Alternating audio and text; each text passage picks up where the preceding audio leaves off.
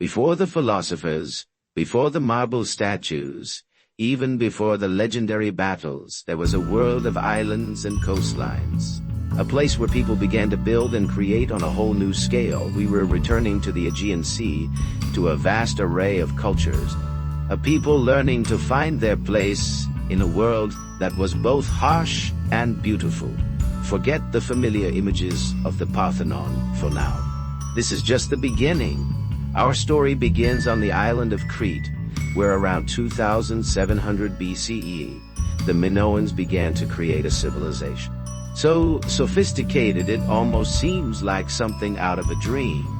Imagine vibrant palaces adorned with breathtaking frescoes, intricate pottery, and a society that understood the power of the sea. They weren't just builders. They were artists, traders, and innovators. They had advanced sanitation systems, a written language that we were still trying to understand, and a culture that seemed to value beauty and peace. They were expert navigators sailing the Mediterranean, trading with distant lands, and laying the groundwork for the world to come. This is a hidden world, a vibrant civilization that left its mark on everything that would follow. It's about more than pots and palaces. It's about innovation and culture. Moving on to the mainland, we've the Mycenaeans around 1600 BC.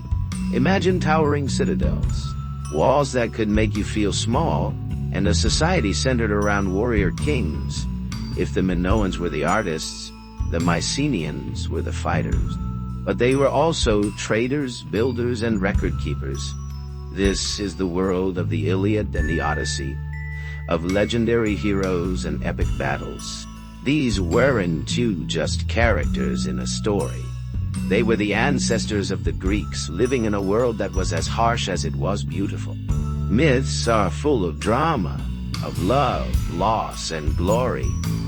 But the people behind them were real flesh and blood, people with ambitions, desires, and flaws.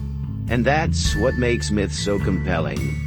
This wasn't a world of perfect heroes and villains. This was a world of characters struggling in a complex world. And like so many civilizations before them, the Mycenaeans eventually declined. The details are hazy, shrouded in the mists of time. But what we do know is that their world fell apart, leading to what is often called the Greek Dark Ages. This was not a total collapse, however. This was a period of transformation. It was out of the chaos and destruction that a new society would emerge. This was not just a decline. It was the resilience of the human spirit, overcoming the ruins. Out of the embers of the Dark Ages, something extraordinary emerged. The polis, the Greek city-state. Imagine a world of independent cities, each a unique experiment in governance, culture, and identity. Think of Athens, Sparta, Corinth, Thebes, and many others, each as distinct as a fingerprint. It is here that we see the birth of so many ideas that still shape the modern world. We see the rise of philosophy, the beginnings of drama, and the development of the Greek alphabet. This was a world of innovation, of intense competition and creativity as each city strove to outdo the others. This was not a united nation. It was a collection of powerful independent city-states, each fiercely protective of its independence. They traded, fought, formed alliances, and created incredible works of art, literature, and philosophy. This was not a static world. It was constantly changing, constantly evolving. The Greeks were not one people. They were a myriad of people, each with their own ideas and their own way of life. And this very diversity is one of the hallmarks of this ancient civilization.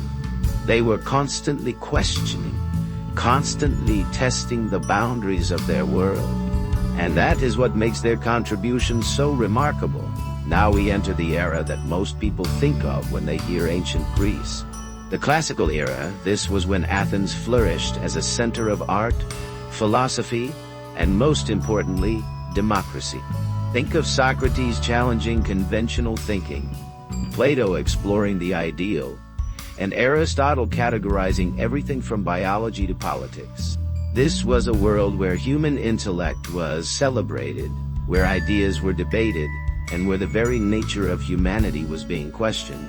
The Parthenon stood tall and proud, a testament to Greek engineering, art, and skill. This was not just about beauty. It was about pushing the boundaries of human ingenuity. It was an age of discovery and exploration, of questioning and analysis. This is the age that laid the foundations for Western civilization. But this golden age was not without its challenges.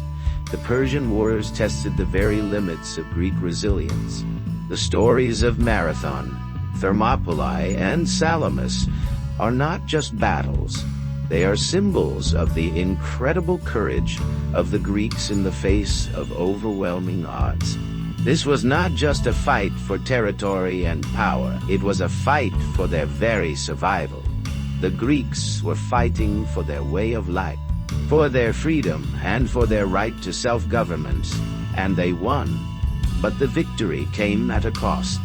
And then there was the Peloponnesian War, a devastating civil conflict between Athens and Sparta, a reminder that even the greatest civilizations are not immune to internal conflict. The Peloponnesian War marked a turning point and brought an end to Athens' Golden Age. The Greek world was weakened, leaving it vulnerable to outside forces. The seeds of its decline were already there, ready to be sown by outside forces, and what followed was a new chapter in Greek history. Enter Alexander the Great, a Macedonian king who would change the course of history. He led his armies across the known world, creating an empire that stretched from Greece to Egypt, Persia, and even India. This was a period of mixing and blending of cultures, of the spread of Greek ideas and languages eastward, and the adaptation of Eastern traditions to Greek customs.